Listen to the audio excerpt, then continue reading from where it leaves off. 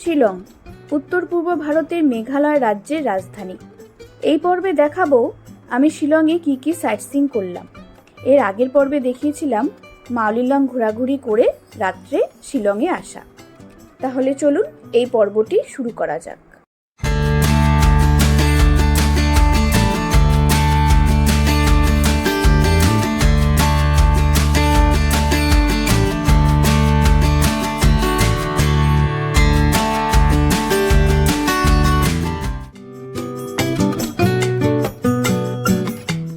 সকাল সকাল ব্রেকফাস্ট করেই বেরিয়ে পড়লাম রবীন্দ্রনাথ ঠাকুরের বাংলো জীবভূমি দেখতে।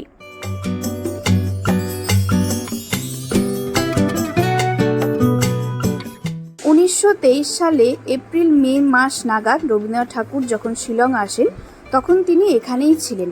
এখানে বসেই তিনি রক্তকরবী নাটক ও শিলংয়ের চিঠি লিখেছিলেন।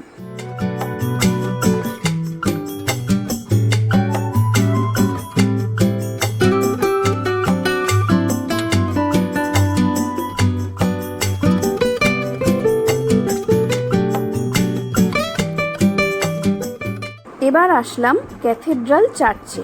1913 সালে এই চার্চটি তৈরি হয় ইংরেজদের তত্ত্বাবধানে। পুরো নীল রঙে মোড়ানো এই চার্চটি, এর কোনো এন্ট্রি ফি নেই।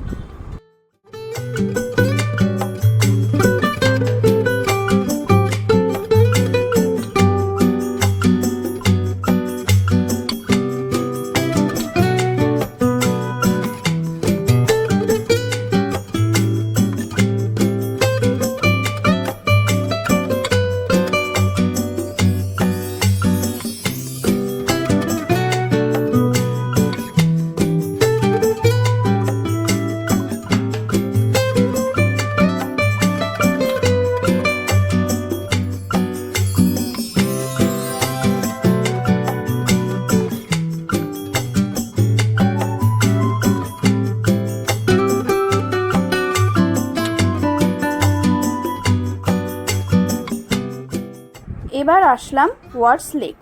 এটা একেবারে শহরের উপরেই অবস্থিত। এন্ট্রি ফি বড়দের জন্য 20 টাকা, বাচ্চাদের জন্য 10 টাকা। উইলিয়াম ওয়ার্ডসের নাম অনুসারে এই লেকটির নাম হয়েছে ওয়ার্ডস লেক। এখানে বোটিংয়ের ব্যবস্থাও আছে।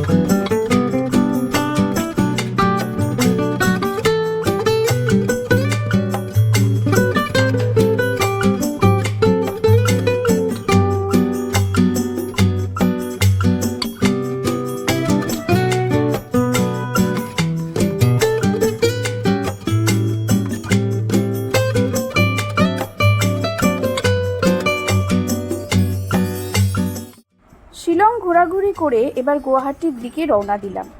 মেঘালয় ঘোরাঘুরি শেষ, এবার গুয়াহাটি থেকে বাড়ি ফেরার পালা। এই মেঘালয় সিরিজটি আপনাদের কেমন লাগলো আমাকে কমেন্ট বক্সে অবশ্যই জানাবেন। সবাই ভালো থাকবেন।